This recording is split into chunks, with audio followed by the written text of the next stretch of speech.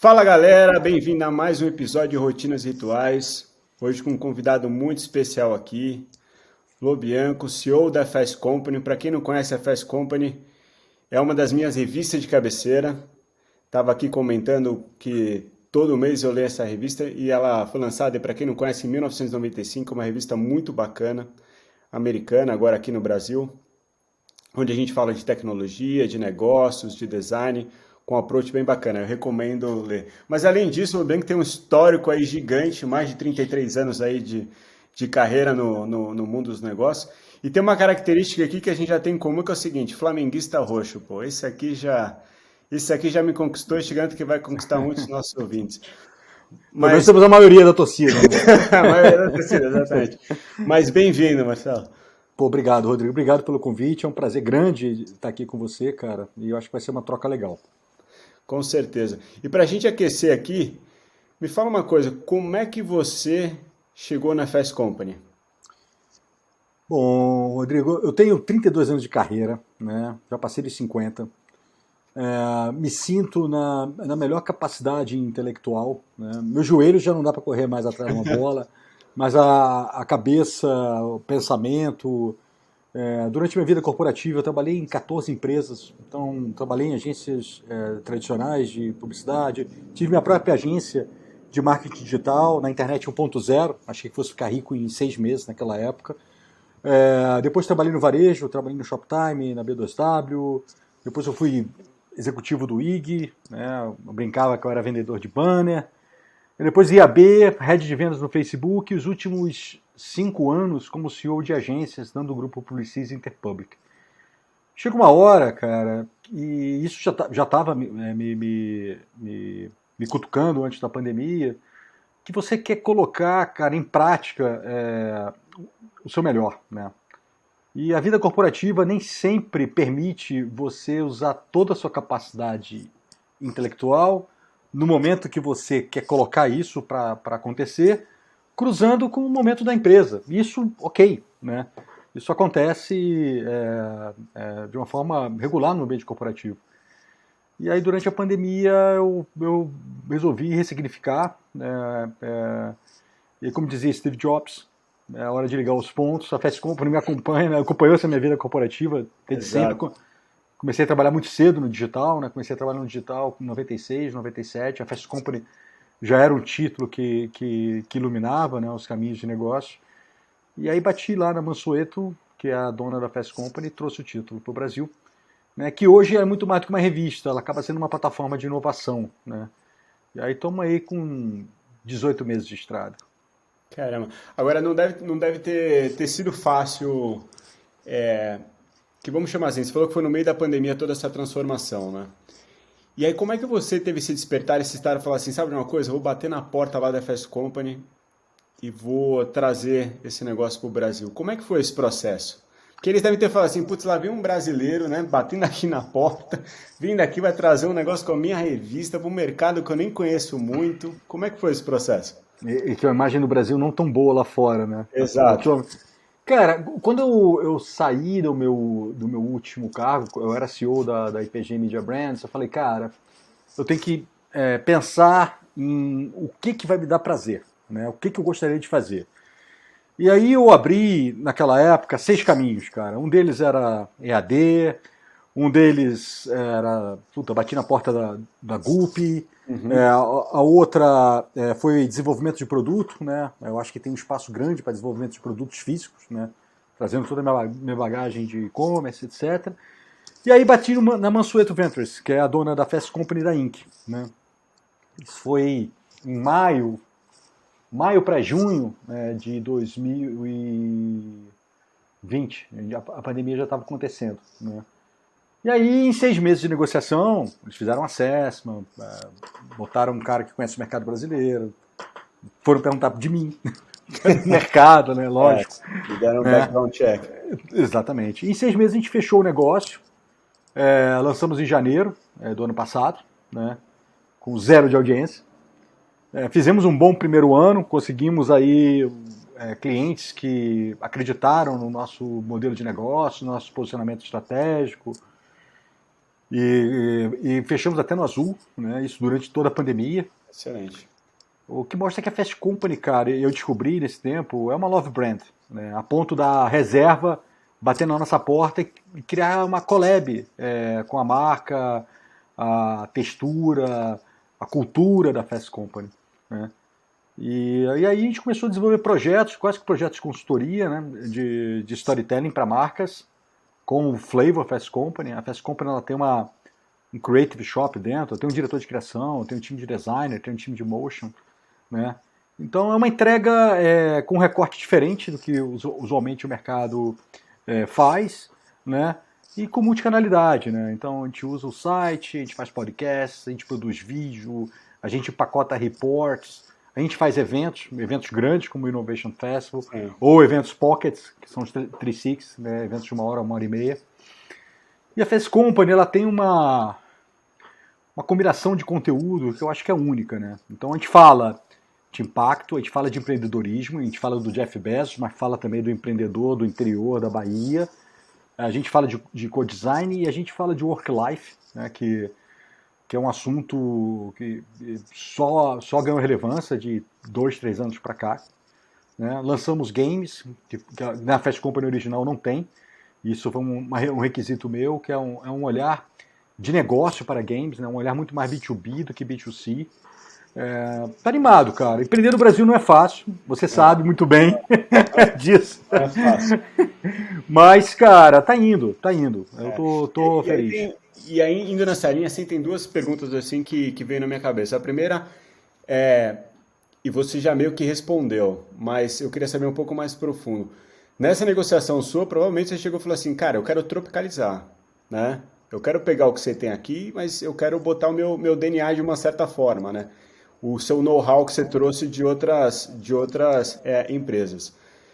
E como é que foi esse processo, assim? Porque eu vou te falar o porquê. Na experiência que eu tenho trabalhando em empresa americana, às vezes é muito aquele coisa quadrada, falar assim, não é desse jeito. E eu vejo outras empresas também, que amigos trabalham, empresas americanas, que quando você não tropicaliza, você não dá certo no mercado. O que eu fiz, cara? O que caracteriza a Fast Company? Eu acho que são conteúdos diversos, de alto nível e com um formato muito particular. Né? Eu costumo dizer que a Fast Company é craft. Né? Ela tem na apresentação, para você ter uma ideia, para cada matéria que a gente faz, a gente tem um KV criado pelo time de criação. Então, ela é muito texturizada. Né? A gente produziu a plataforma toda totalmente desenvolvida in-house, né? Com o time de tecnologia nosso, mas a gente seguiu exatamente o mesmo wireframe, a mesma navegação. A Fast Company gringa, ela muda um feature, a gente vai e adapta, né? Eu pedi 2 verticais que não existem na Fast Company gringa, né? Que é Games e Startup. Eles me perguntaram qual era a minha visão do negócio, eu expliquei. Go ahead. A gente tem uma redação local, né? Com produção local, e a gente tem capacidade de traduzir 100% do conteúdo de fora, que a gente traduz 10%, que é muito conteúdo. Então a gente tem um equilíbrio, né? A gente lançou, semana passada a gente soltou a entrevista que a gente fez com o Newton Bonder, dentro de uma minissérie que a gente chama de Sentidos, né? Que são entrevistas mais conceituais, né? Do que de negócios, né? Então, legal, a Fast Company tem isso lá, né? Mas talvez esteja dentro de um vertical com outro nome. Ok, se eu trago para cá e posiciono de uma outra forma, né? A Fast Company tem 9 sucursais, vai. Tem África do Sul, tem Turquia, abriu agora Emirados Árabes. O meu parceiro lá, né, o VP, que fala que a nossa é a melhor, é a mais fidedigna, né? A gente entrevistou a Stephanie Mehta, que é a CEO hoje da Fast Company global, né, Fast Company Inc., né, porque a Mansueto tem as 2 marcas, que é uma líder mulher indiana, né, de origem indiana.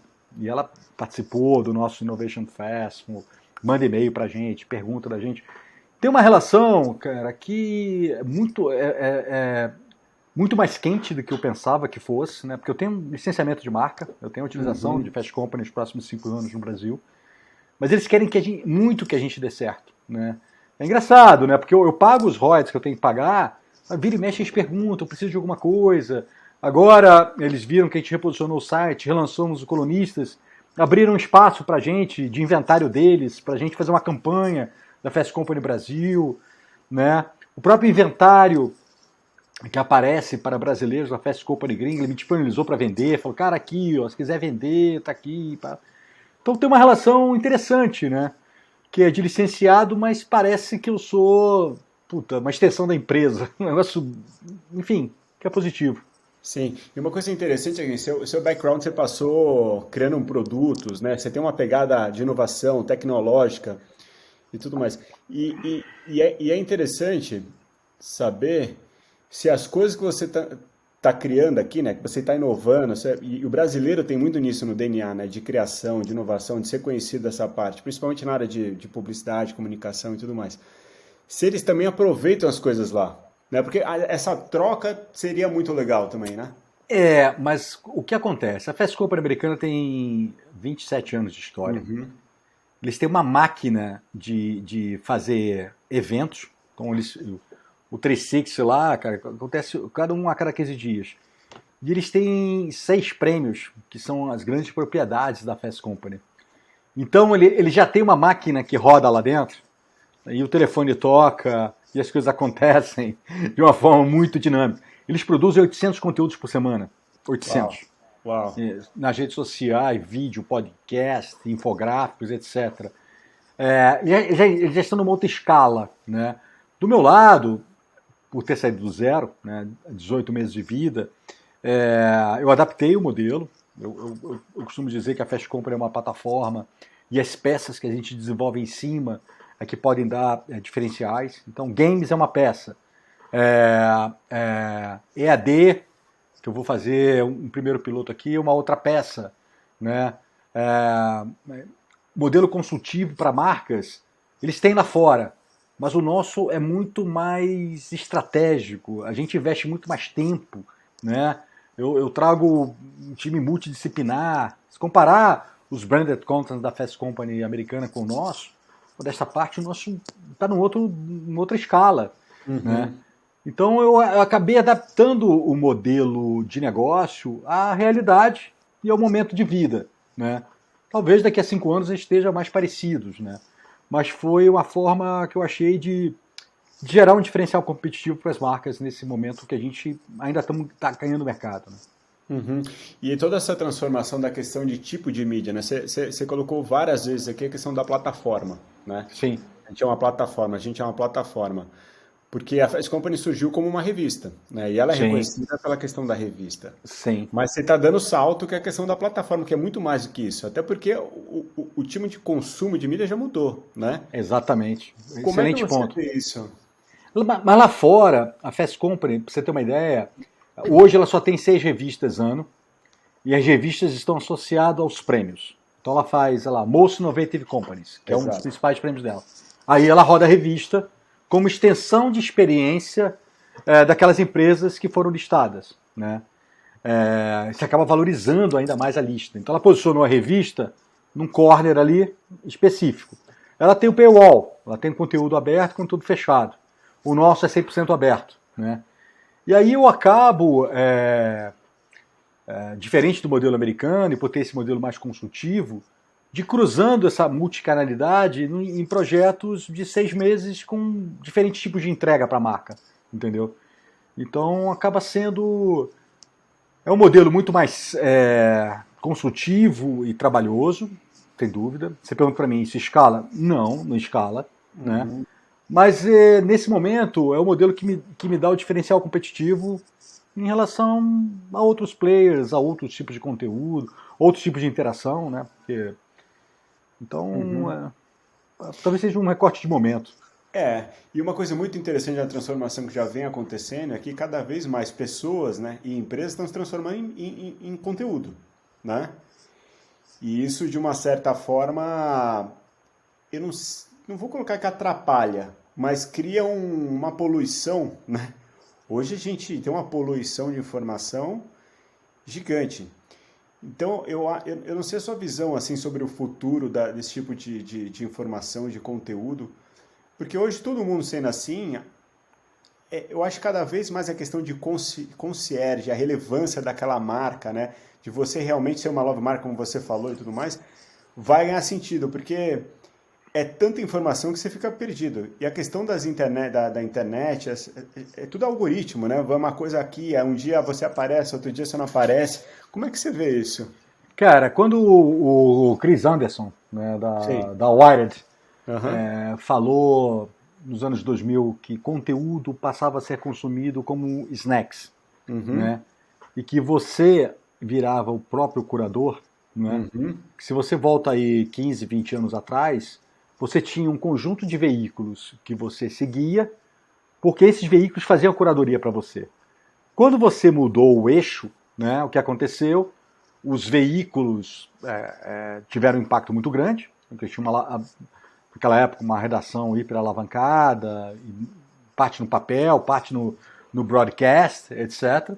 Surgiram os influenciadores, a briga passou a ser pelo share de tempo do usuário, então, sei lá, às vezes eu me perco, cara, 10, 15 minutos no TikTok, né? Exato. Rolando de rir, vendo Exato. puta, o conteúdo antigo do Flamengo, uma piada, um meme, fico lá.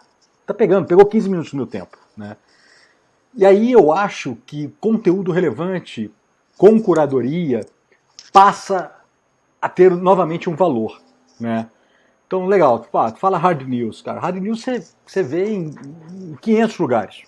O hard news meu hoje tá na minha timeline do Twitter, que eu já sigo os editores que eu gosto, Uhum. né? Ou a linha de pensamento que eu acredito, e tá ali. Eu não chego nem a entrar nos veículos que esses editores trabalham, né? Então eu acho que isso é um recorte, né? O conteúdo pop, né, como eu acabei de sugerir para você, é um outro espaço, né? Que isso aqui, sei lá, eu não vejo o broadcast hoje eu vejo muito pouco, né? Mas, sei lá, o TikTok talvez esteja concorrendo com o Caldeirão do Hulk, Exato. sabe? Entra na categoria entretenimento pop, né? Uhum. Mas o conteúdo relevante, eu acho que ele tem um valor. Aquele conteúdo que faz refletir, aquele conteúdo que aponta a tendência, aquele conteúdo que provoca, né? E aí, essa curadoria específica de conteúdo, para mim, ele volta a ter um valor significativo. Sabe um portal que eu gosto muito, cara? Um dos poucos que eu assino, o Medium. Não Sim. sei se. Cara, Sim. o Medium eu assino, eu elenco ali o que eu gosto, eu vou Exato. entendendo os Exato. diferentes produtores de conteúdo ali, aqueles que eu mais me afino, vou dando like, e ele vai selecionando, cara, e eu tenho lá um assortment de conteúdo, cara, do nível que eu quero ter, né? É. Então ele me ajudou a ser curador de mim mesmo, né? Exato. Talvez seja um outro modelo, né? Exato. Não, mas é muito interessante. O que você falou do Medium, eu também gosto muito e uso. Onde você vai solucionando e é interessante, porque, não sei, tem um algoritmo, uma inteligência artificial por trás, que ele vai te mostrando realmente tema. Eu quero saber sobre espiritualidade. Vai começar a mostrar coisas de espiritualidades. E aí, quanto mais você lê daquele cara, vai fazer uma correlação de um outro. Então, vira um É isso, negócio inteligente que é muito bacana, né? é isso mesmo. É isso E, mesmo. o mais bacana, assim, você descobre vozes que você nunca imaginou que É é isso uma aí. pessoa assim, né? Não, eu cheguei a pegar um cara lá e convidei para escrever na Fast Company, o Que inglês. legal. Aí depois eu descobri que ele escrevia para Inc. Thomas Opong. Excelente, cara. É mesmo? Pode seguir. Excelente. E é muito interessante. Até entrando nessa linha da questão da espiritualidade e tudo mais, eu sei que você também acredita muito nisso, né? E a gente estava falando um pouco aqui offline da questão do mundo corporativo, né? Você passou por diversas empresas, eu também passei uma empresa só, mas dentro dessa empresa, tipo, por diversas culturas diferentes aí. E, e eu sinto muito de uma questão de um despertar novo assim, né? Que a gente está precisando mudar um pouco esse ambiente corporativo. Eu estou trazendo isso principalmente porque eu acho que o conteúdo, né, é muito importante para isso, né? De uma certa forma para influenciar esse novo tipo de liderança e tudo mais. Como que você vê, principalmente depois da pandemia, eu acho que tem acelerado. Eu vou te falar, eu tenho conversado bastante com bastante pessoas. hoje você já é a segunda pessoa que eu converso assim que tem essa pegada de tipo, pô, vamos transformar o mundo, vamos falar de propósito, vamos, entendeu? O mundo realmente está mudando. Como que você vê o papel do líder agora dentro das organizações para essa mudança esse chamado aí desse novo tipo de liderança, né? Cara, a primeira. Bom, eu vou falar um pouquinho do background da Pode, minha trilha pode. espiritual aí. Cara, eu estudei colégio de freira, eu fui batizado, primeira comunhão, tive toda uma camada católica lá atrás, ao mesmo tempo que eu frequentava um centro kardecista desde cedo, né? E as coisas se cruzam, né? Não tem se você é espírita, você não pode amar Cristo, ou amar Ganesha, ou descobrir Paramahansa Yogananda, foi um guru que trouxe Sim, a yoga para o Ocidente, né?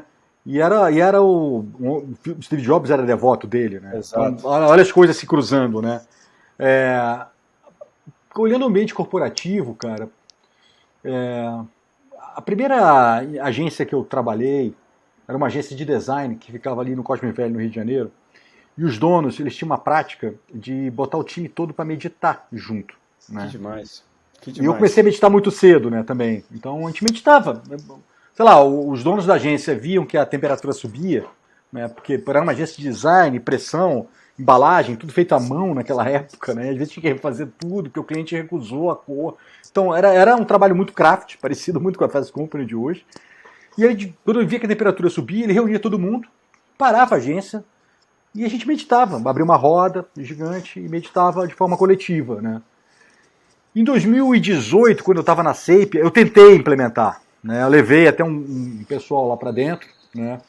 E, e acabou que a gente não deu continuidade, né? Se você me perguntar por quê, eu acho que eu fracassei na tentativa de implementar vamos lá, quando você traz uma nova cultura para o ambiente corporativo, e muito associado à espiritualidade, você pode tratar isso até como autoconsciência, tá? Estão interligadas, mas tem um cunho ali de que muitas pessoas acham que, puta, isso aqui não é minha religião, sei lá. Então, eu acho que para você fazer um trabalho desse, né, você tem que ter um aculturamento prévio. Eu acho que faltou Uhum. isso, né? E aí, seguindo a linha de raciocínio, empatia era uma palavra desconhecida 5 anos atrás, né? As pessoas não falavam como falam hoje, né? Exato. Todo mundo fala de ESG, mas a Fast Company publicou uma matéria 2 semanas atrás que 70% dos americanos afirmam que as suas empresas aplicam o greenwashing, né? De se posicionar como tal, mas efetivamente não realizar. Juntando isso a toda a ressignificação que a pandemia deu entre o equilíbrio entre a vida pessoal e corporativa, né? Eu acho que chegou a hora, cara, que as empresas vão ter que riscar uma linha no meio e repensar a forma, né? A forma de se comunicar, a forma de interagir, a forma de dar feedback, a forma de criar diversidade dentro da empresa, né? Criar um ambiente diverso, né? E respeitoso, né? E a gente tem pautas complicadas, né? A gente não deveria estar falando de inclusão de mulheres a essa altura do campeonato, Exatamente. É. mas no Brasil isso tem. E se Aham. você vai descendo, né, para pretos, LGBTQ, aí você vai vendo, cara, que a gente está muito atrasado, né, de onde Uhum. deveria estar. Aí pegando o recorte Brasil. Somado a isso, as pessoas estão largando as empresas, estão largando. Exato. Então, chegou a hora, eu acho que chegou a hora, no ambiente corporativo, de uma ressignificação total, cara. Ressignificação total. Senão você não vai ter as melhores cabeças, não vai reter os melhores talentos, né? Você vai perder o capital intelectual, né? Mas isso passa por uma reforma muito grande, cara, uma muito grande. É, E, eu acho que tem várias coisas ligadas, só nesse ponto aí, eu acho que tem várias coisas ligadas dessa reforma, que inclusive tem um ponto muito importante que a gente pode falar um pouco mais para frente, que é a questão da confiança. sim, A gente vive uma crise mundial de confiança muito grande. onde as pessoas cada vez mais estão confiando. A Edelman, acho que soltou uma pesquisa recentemente, falando dessa questão dessa crise da confiança. Onde você não confia no governo, você não confia nas empresas, você não confia nos seus amigos. Por quê? Porque a gente vive uma sociedade super-herói. Né? Todo mundo achando aqui que é super-herói, você entra nas redes sociais, ninguém tem problema, né? Tem até uma porta dos fundos lá que o cara é o mendigo falando, porra, não, mas não fala que eu tô aqui nas redes sociais, eu tô em Nova York, não sei o quê. Porra, não existe isso. Eu acho que a palavra-chave é a vulnerabilidade. Bom Né? ponto. Excelente Porque ponto. a gente é vulnerável, né? O ser humano é vulnerável. E tá na hora de cair a ficha e falar assim, meu amigo, deixa o ego de lado e vamos pensar no eco. No eco do ecossistema como um todo, né? E eu acho que essa é a grande transformação dentro das organizações. Onde os líderes, pô, escalei aqui, já estou nessa montanha. Não é, cara. Vamos pensar no ecossistema como um todo, né? Excelente ponto, cara. Excelente ponto. Eu aprendi muito, cara, com os tombos que eu levei na vida. Eu, em algum momento na minha carreira, falei, cara, eu quero ser o top 3 cara de marketing do Brasil. Pra que isso, cara? Pra quê, cara? Sabe? Porra, pra quê, cara? E hoje, cara, hoje eu quero ter contato com meus filhos, tenho 3 filhos, né? Quero viver intensamente os anos de vida que eu tenho e o intensamente viver com saúde, com a cabeça funcionando, trabalhando, produzindo, etc. E eu quero produzir algo de impacto. Ah, cara, não é o impacto social que eu gostaria de produzir. Eu ainda quero mais. Mas é o que me permite fazer agora no momento. Né? Então, a Fast Company, para mim, ela tem... Quando eu vejo uma matéria falando sobre diversidade, quando a gente traz uma conversa que ainda pode ser tabu no Brasil, e a gente provoca, e a gente abre, né? Para mim é a forma desse momento estar atuando em prol de uma causa maior, né? O work-life nosso, um vertical, a gente fala sobre consciência, trouxemos Newton Bonder para cá para falar, né? Então eu acho que é isso, cara. Eu acho que é isso, né? E aí, quais são os mecanismos que as empresas têm, né, para que isso aconteça, cara? Né? Eu acho que as empresas ainda não algumas estão despertando. Eu acho que toda essa revolução, até fazendo uma conexão aqui na Fast Company, eu não vou lembrar o título da matéria, mas há muito tempo atrás, essa matéria deve ter, sem brincadeira, uns 10, 12 anos, que falava Generation Flex, alguma coisa assim. Essa matéria era fantástica, ela falava da nova geração, como essa nova geração estava influenciando a empresa, né? E eu escrevi um artigo depois muito interessante falando assim, o choque de gerações. Você já pegou que agora, a gente tem todas as gerações trabalhando dentro de uma empresa, cara? E como elas provocam, né, uma a outra. E aí é muito isso, assim, você pega desde uma geração baby boomer que tá lá, não, tem que ser trabalho aqui, não importa o propósito, não importa nada, o que importa é o dinheiro que eu ganho para poder pagar minha família, até uma geração X que o cara fala, meu amigo, eu tô nem aí para dinheiro, eu tô aqui pro propósito, o que você está entregando, né, É isso aí. pro bem da sociedade. Só que essa pirâmide agora está crescendo, né, essa nova geração dentro da organização está crescendo. Então, como é que a empresa, né, vai alinhar com esse propósito? E cada vez mais as empresas precisam ser transparentes, né, em todos os sentidos. Antigamente, uma empresa era uma caixa preta, ninguém conhecia. O Walter Longo tem uma coisa muito interessante, que ele falava o seguinte, pô, eu vou na época que ele trabalhava em agência, pô, eu vou numa Brahma, e provavelmente você também fazia isso, eu vou numa Brahma, eu sei mais da Brahma do que esses caras lá, porque eu estudo, tem tudo nas redes sociais, converso com o cara, converso com tudo. Então virou uma caixa de cristal, onde você conhece tudo, né? É verdade. Então essa questão de a pessoa mudar, de sair, a empresa hoje, se não faz alguma coisa para a sociedade, se ela não assumir o papel, né, que o governo de uma certa forma deveria estar, pô, essa crise que a gente estava falando antes vai afetar todo mundo. E aí você vê esse boom de startups surgindo, né, das pessoas querendo solucionar problemas, ganhando dinheiro na preguiça dos outros que não estão fazendo. É verdade. Não. É um excelente ponto, cara. E pegando até o exemplo falou Brahma aí, né? Cara, a Ambev foi uma empresa que de 5 anos para cá deu 5 cambalhotas. Exato. Comprou uma empresa de tecnologia, ressignificou a relação de trabalho, tem uma molecada lá esperta pra caramba, cara. puta, mas muito boa, né? E desenvolvendo projetos disruptivos, né? Não é mais o posicionamento de marca de uma Stella ou de uma Skol, cara. Tem muito mais coisa por trás da marca. De todas as empresas que eu estou aqui em contato, é uma que tem me chamado bastante atenção. Né? Eu conheci bem a cultura lá do 3G, trabalhei na Americanas há muito tempo atrás, e eles tiveram que mudar, cara. Porque eles não conseguiriam reter os talentos que eles têm hoje na Ambev se não tivesse mudado.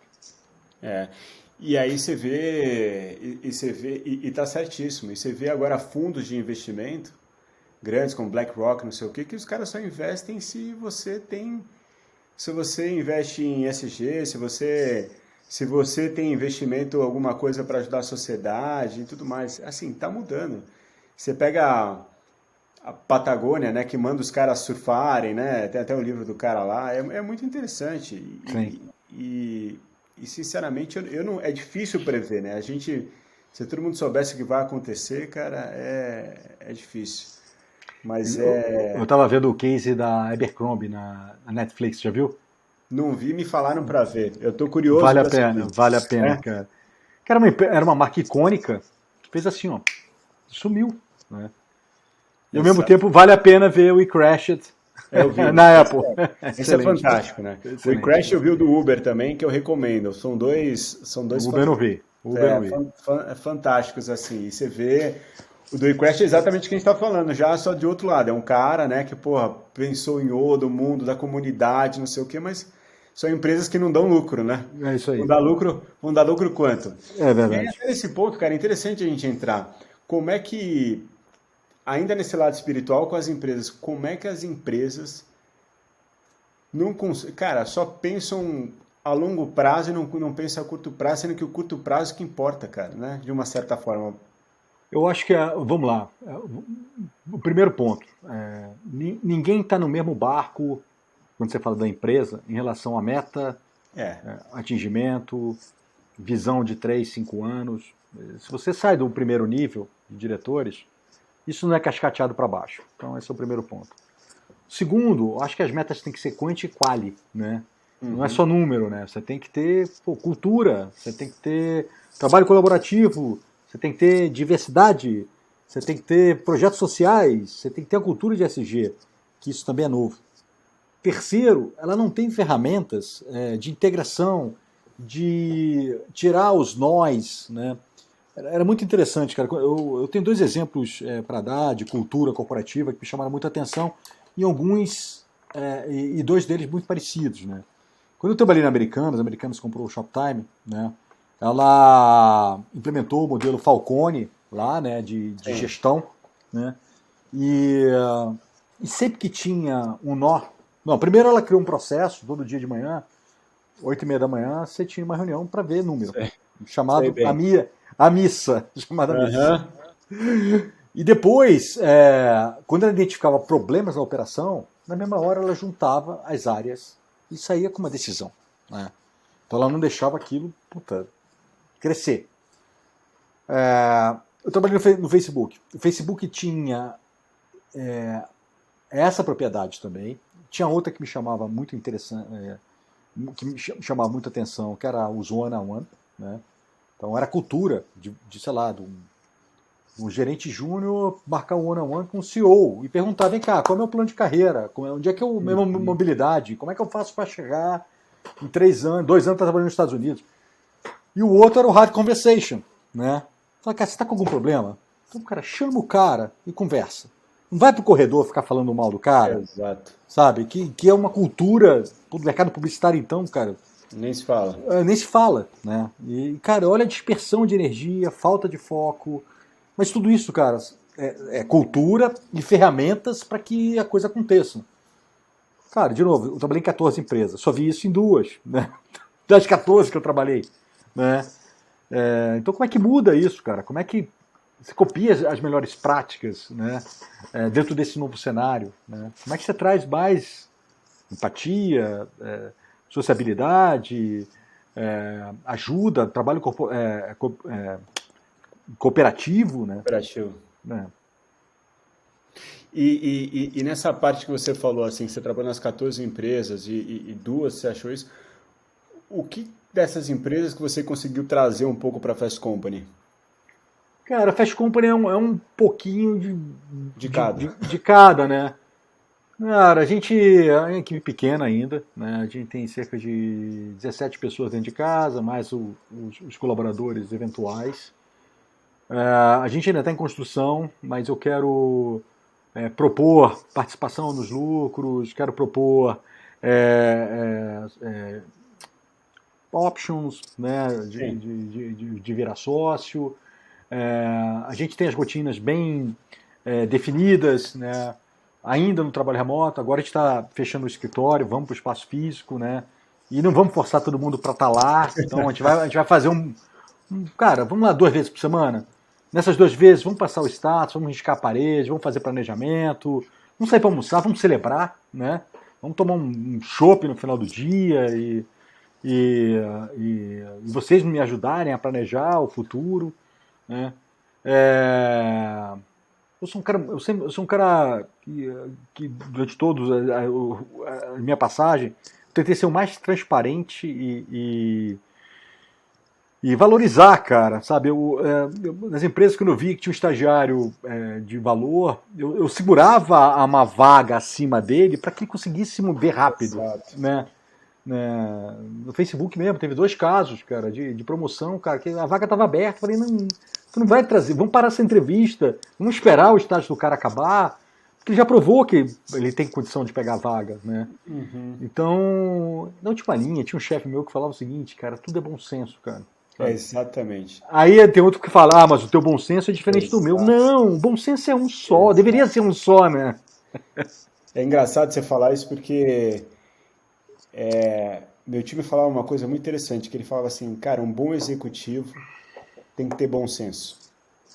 Se tem bom senso, o cara vai ter sucesso. E eu nunca tinha entendido muito, cara, mas aí eu vou indo, e eu vejo isso muito, assim, tudo que eu faço é através de bom senso, é o que você está falando. E às vezes eu vejo alguns executivos pisando em casca de banana, assim, por falta de bom senso, cara, sabe? Ou por insegurança. Ou insegurança. Então, você falou uma coisa assim que eu acredito muito. É impressionante o que você falou até, porque eu acredito muito mesmo. Essa questão do bom senso é. Hoje, se eu recomendo um executivo tem que ter, é bom senso, cara. Porque tem muita distração e o bom senso que vai saber, ó, vamos para cá para direita, vamos aqui para esquerda.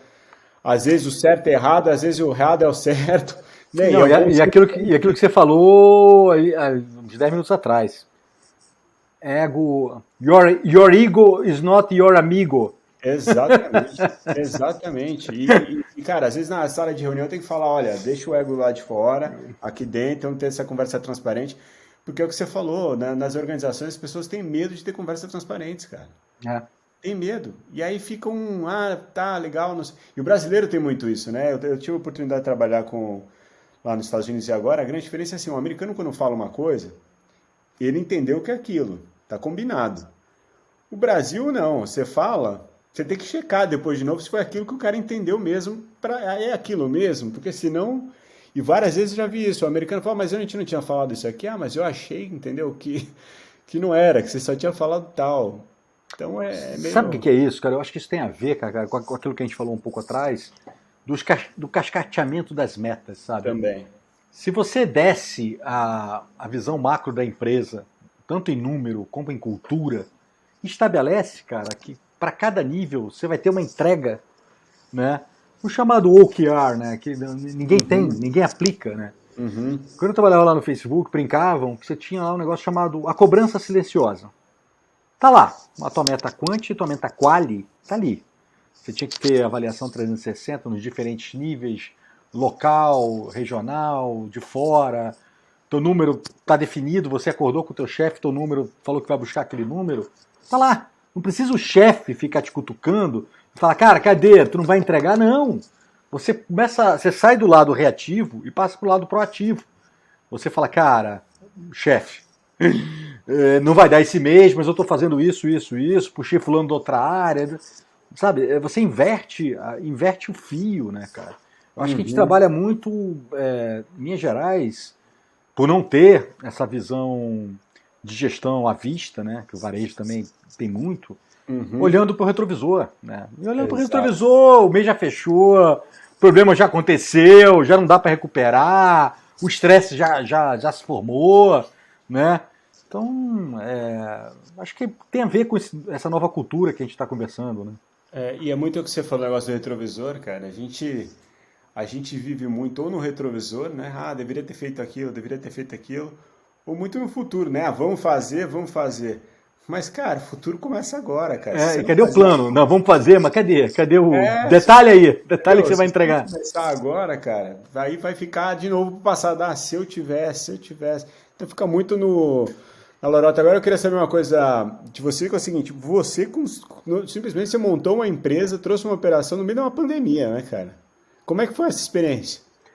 Cara, depois que. Vamos lá, não passou porque tá passando ainda. Exato, tá Né? passando. Tá Exatamente. passando. Eu olhei pra trás e eu fiz a mesma pergunta. Eu falei, caraca. Sabe? Não, e aquela coisa, né? O gringo olhando pra mim e falou assim: porra, quem é você? Você quer trazer a minha marca para esse país que está fora do meu radar, né? Porque, infelizmente, o Brasil saiu do primeiro pipeline, né? Dos negócios estrangeiros, né? Por uma série de razões. Que é uma marca que, puta, eles prezam muito, né? Pela qualidade, pelo... E aí eu fui ganhando. Eu gosto muito da frase do Steve Jobs, do Stay Hungry, Stay Foolish. Aham. Eu fui hungry e fui foolish, da mesma tacada, entendeu? E deu certo, né? E indo nessa linha, eu escutei em algumas entrevistas suas, você fala muito da questão que você errou bastante já. Como todo executivo, quem não erra, cara? Pelo amor de Deus, né? Costumo dizer o seguinte, Sim. levanta a mão quem aprendeu com a vitória. Você não vai ver ninguém, cara. Agora Sim. levanta a mão quem aprendeu com a derrota. Todo mundo, cara. No pain, no gain, né? Exatamente. E, cara, como é que você aplica essa cultura, assim, que é como é que você leva isso para a sua vida, essa questão de aprender com as derrotas, trazer, isso é muito importante para as pessoas que estão nos ouvindo, cara, que às vezes a pessoa erra e fala, putz, ferrou, eu sou um Sou fracassado. um loser, sou um loser. Exato, e não é assim, cara, né? Cara, eu acho que aquilo que você falou, né, você aprende nos erros, né? Você tem que ter uma dose de autoconfiança, né? De falar, cara, puta, errei, mas não vou errar de novo. Errei, aprendi, né? E vou seguir em frente, move on, vou seguir em frente. E eu acho que você tem que estar, cara, você tem que ter uma visão mais aberta de tudo, né? Quando você fica só naquele foco do problema ou da situação, você não vê o entorno, né? Cara, é difícil empreender no Brasil, é difícil empreender um negócio de mídia, é difícil empreender um negócio no meio da pandemia, né? Quantas vezes que eu termino o dia e falo assim, cara, onde é que eu me meti? Como é que eu saio dessa, né? E no dia seguinte, cara, o sol raiou e, puta, eu recebi e-mail 9 horas da manhã com um push, um negócio, uma visão que eu não tinha enxergado, né? Uma oportunidade que estava à margem. E aí eu evoluo, né? Não é fácil, né? Até porque eu acho que nós aqui somos privilegiados, temos capacidade de conexão, de network, de queimar uma gasolina aí para a coisa acontecer. Mas, cara, eu acho que é uma mistura de resiliência com fé em si mesmo, né? E a fé, cara, a fé é um conjunto de fatores, né? De você ter a cabeça erguida, ter a positividade, né? Saber rir, mesmo nos momentos difíceis, né? Eu tenho ouvido muito a Cabala, né? A Cabala fala, cara, tá ruim. Você vai ficar de mau humor, não vai mudar o que tá ruim. Então, cara, fica de bom humor, que melhora pelo menos quem tá em volta de você, né? Exato. Agora, Rodrigão, eu não pratico isso todo dia, né? Eu tento, mas é uma curva de aprendizado contínua, cara. Exato. Cara, de novo vem aquele ponto, a questão da vulnerabilidade. Você mostra a vulnerabilidade, né? Porque assim, falar que é perfeito, pô, tudo bem, cabala, espiritual, outros tipos de coisas que falam, não, tem que... Cara, a vida não é só felicidade, né? Não. Infelizmente, não é. E às vezes E a felicidade é o caminho, né? Não é o A fim, felicidade né? é o caminho, exatamente. E às vezes você vai estar mal, às vezes você vai estar bem, cara, mas tudo bem, você está naquele momento e você tem um motivo para estar naquele momento, né? Você tem que tirar com aquilo e aprender e evoluir, cara. E fazer uma analogia, a gente parece que é bobeira essa questão de espiritualidade e tudo mais para dentro da empresa. Cara, tem várias analogias que você consegue fazer isso. A questão de, pô, da empresa fazer uma viagem interna, essa questão da meditação, toda empresa deveria meditar, cara. E não deixa de meditar, né? A empresa está meditando para ver, porra, onde está errado, né? O que é o processo que está errado, qual é o processo que está certo, né? A questão de, pô, vamos parar de pensar só no passado, o passado já foi, cara. Vamos passar aqui no presente, né? De a gente realmente fluir, cara. Entendeu? A questão de empatia que você falou. Tem muita coisa que a gente consegue trazer desse mundo espiritual aí para dentro das organizações e é o que falta, cara. E vamos quebrar os modelos existentes e vamos nos reinventar. Eu atendi, cara, na primeira fase da minha carreira, a Xerox. Né? Uhum. A Xerox, ela tinha um negócio chamado PARC, que era o Palo Alto Research Center, no início dos anos 70. Ela tinha 9 entre os 10 melhores cientistas naquele espaço. Né? E o modelo deles era copiadora.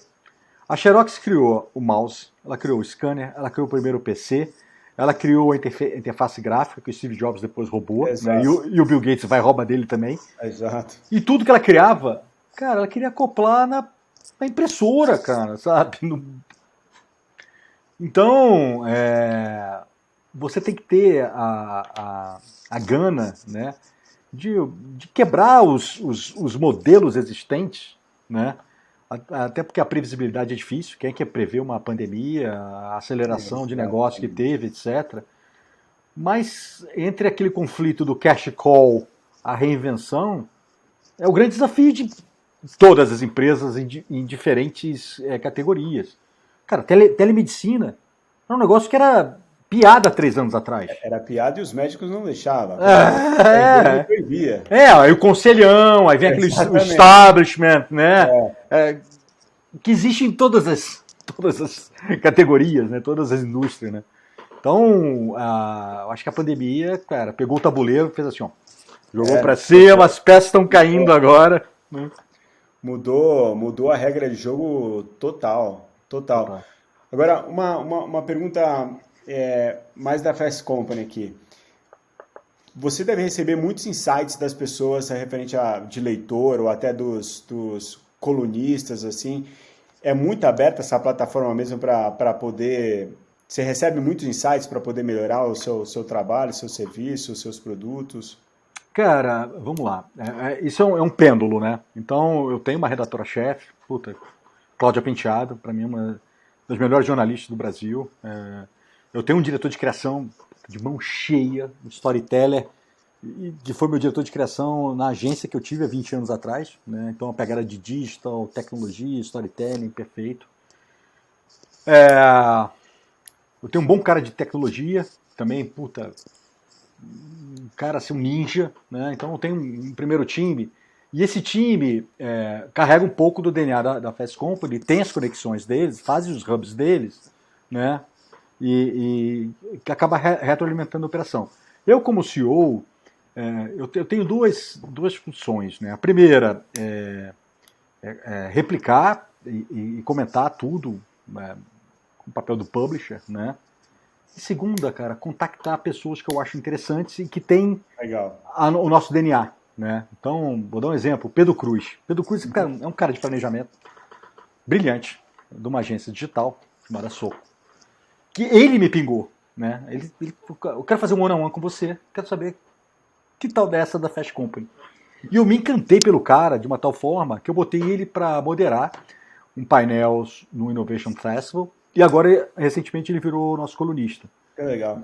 Então, eu até postei quando ele virou nosso colunista, fiquei até emocionado e tudo. Eu falei, cara, uma das grandes virtudes de trabalhar na Fast Company é o poder de se conectar com pessoas incríveis, né? Tô te conhecendo agora, cara, a afinidade que a gente já teve, né? Que talvez eu não te conhecesse se eu não tivesse a Fast Company. Exatamente. Então, isso para mim é um valor agregado, cara, que esse é o priceless da operação, entendeu? Uhum.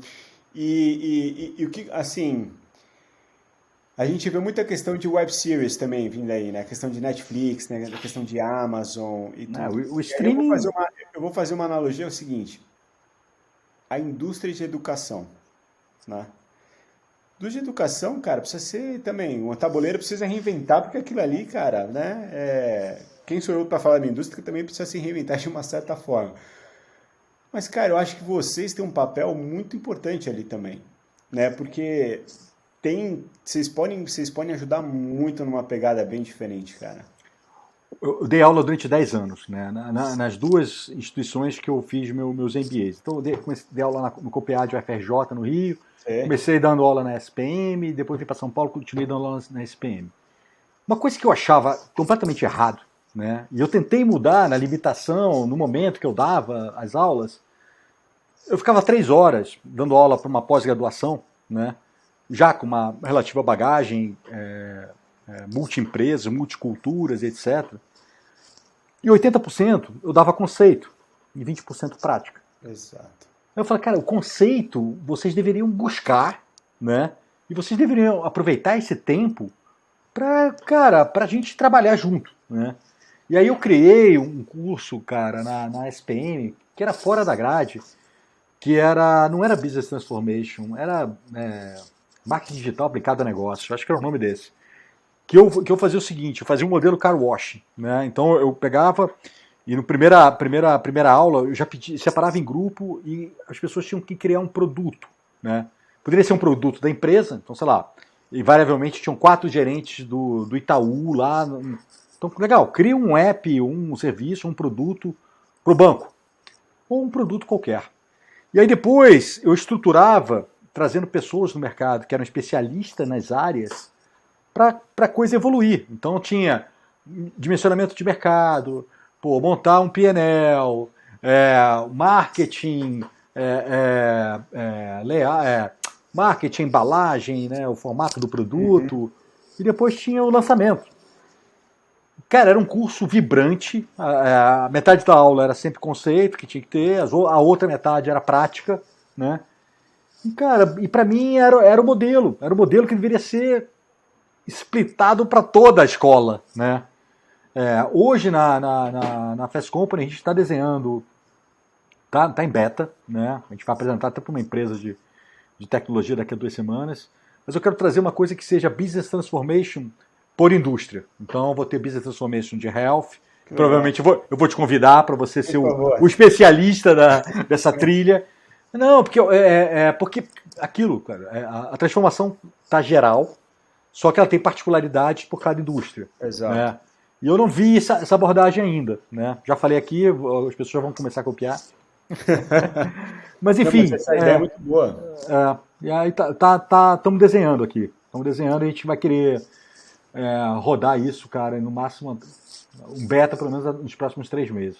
E eu ia até te falar assim, sei lá, viajando aqui, né, indo nessa linha, cara, vocês têm um público muito forte, vocês têm uma marca de transformação, de inovação, que realmente, imagina assim, os seus colunistas ou as pessoas que são, sei lá, do clube que você falou de consultoria até, né, que vocês queriam prestar consultoria, tá, de uma certa forma.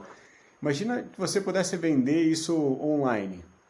Sim. Onde teria um comitê, a pessoa entra lá, que agora tem essas questões de mentoria, onde eu boto uma ideia lá e aí tem um grupo de pessoas que vão lá e dão essa ideia, entendeu? De analisar a sua ideia. O colaborativo, né? Faz o colaborativo. Então vocês têm uma oportunidade muito grande com isso. A minha angústia, Rodrigo, é que dá para fazer tudo, né? Eu falei, e se? Já trouxe uma outra ideia que tu tá falando, eu falo, legal, como é que eu estruturo o time, como é que eu boto a ferramenta, né? Eu fico nessa, né? A gente já é um modelo de consultoria, mas para marcas, né? Em desenvolvimento de histórias de conteúdo para marcas com o Flavor Fast Company. Mistura como se fosse uma Vice da porta para dentro, né? Que legal. Só que eu tenho os assets da Fast Company que ninguém tem, né? Mas eu acho que a educação é um negócio que dá para entrar muito. Eu acho que dá para criar um vertical de dados com visão de upfront, de mercado. ESG está no nosso radar, né? Porque, cara, é um problema de todas as empresas, né? Está no nosso radar. Startup, né? O brasileiro, ele é um empreendedor por natureza, né? E é altamente criativo, com os limites que ele tem, etc. Eu queria massificar essa cultura de empreendedorismo.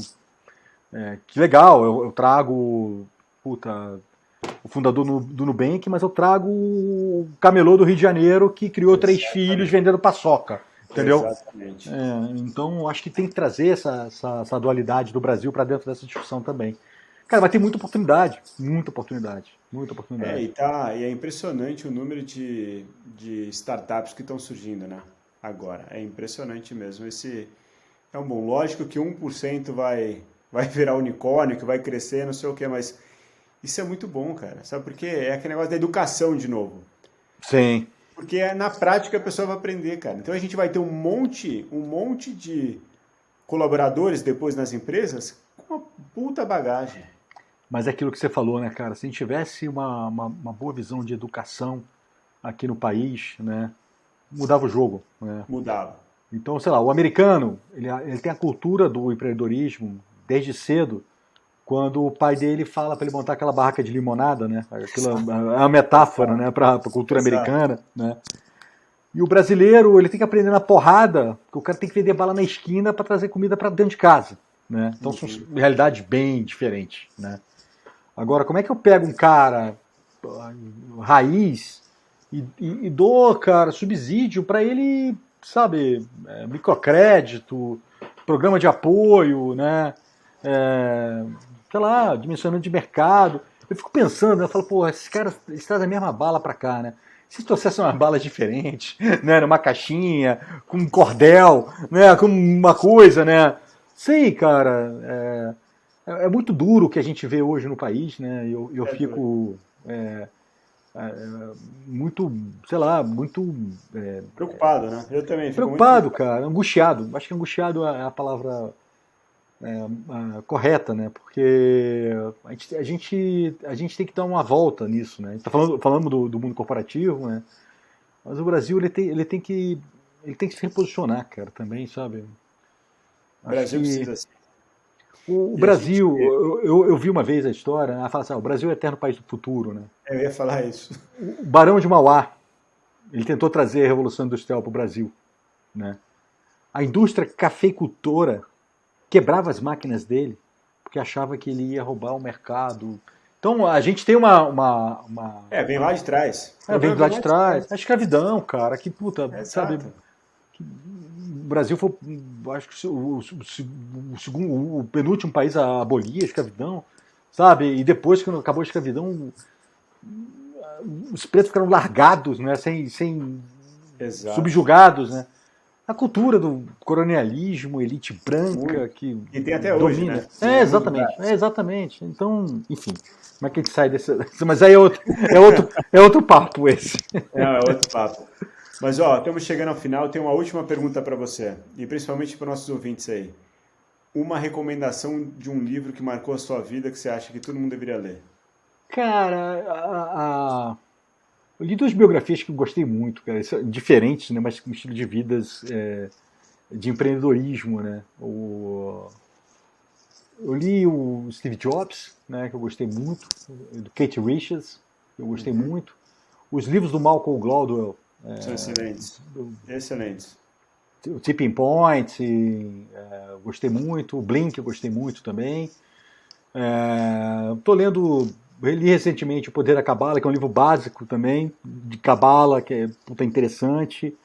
Eu tenho ouvido muito podcast, mas Eu muito também, podcast, bastante. que eu acho que é uma forma de aprendizado enquanto você está andando, malhando, sabe? Exatamente. Então, eu recomendo vários no Spotify, vários. E uma coisa bacana que eu tenho feito é o seguinte, exatamente isso. Eu quero aprender sobre uma empresa, sei lá, sobre Lululemon, eu quero aprender sobre Airbnb, quero aprender sobre North Face. Eu vou no Spotify, boto o nome do fundador, baixo todos os episódios, escuto e faço um resumo. Cara, posso falar, é um MBA, cara. Você aprende muita coisa. E você fixa mais do que ler. Muito. Você fixa Muito. mais. Não, e se você faz o double check, né, você ouve e vai marcando os highlights, é a melhor forma de aprendizado, né? É a melhor forma. Então, assim, eu tenho aprendido bastante e recomendo o pessoal fazer. Agora, dos livros que você falou, fantástico. Malcolm Gladwell, assim, é fantástico. Todos os livros dele são excelentes. e o Steve Jobs, cara, para mim se tem um cara que marcou o último tempo aí, é ele. E Não, muito mais. O Leonardo da Vinci da nossa Não, era. o Leonardo da Vinci, cara, eu vou te falar uma coisa. Eu li a biografia dele há muito tempo atrás também. Pô, exatamente, é desse tamanho, né? Eu tive a sorte de visitar o lugar onde ele nasceu, em 20, e onde ele morreu, que é numa cidade francesa. É na França. Eu não sei, não lembro o nome no da Vale cidade. do Loire, ali, uma daquelas cidades, esqueci. Que você pensa um cara que esse sim criou um renascimento, onde ele inventou tudo, né? De helicóptero a revólver. Armas bélicas. Exatamente. Então, assim, é um absurdo o que O esse corpo cara humano, fez. né? Puta, É impressionante. absurdo o que esse cara fez. Mas, Marcelão, obrigado, cara. O papo foi excelente. O prazer foi todo meu, Rodrigão. Temos que marcar mais vezes esse bate-papo aqui, porque tem muito assunto em comum. Isso que a gente nem falou do Zika, hein? É isso aí. quando o nosso time melhorar, a gente vai pro Maraca junto. Exatamente. Tá bom? Mas Prazerzão. Obrigado pela oportunidade, tá, cara? Obrigadão. Prazer te conhecer. Obrigado, pessoal. Até mais. Abraços. Tchau, tchau. Tchau, tchau.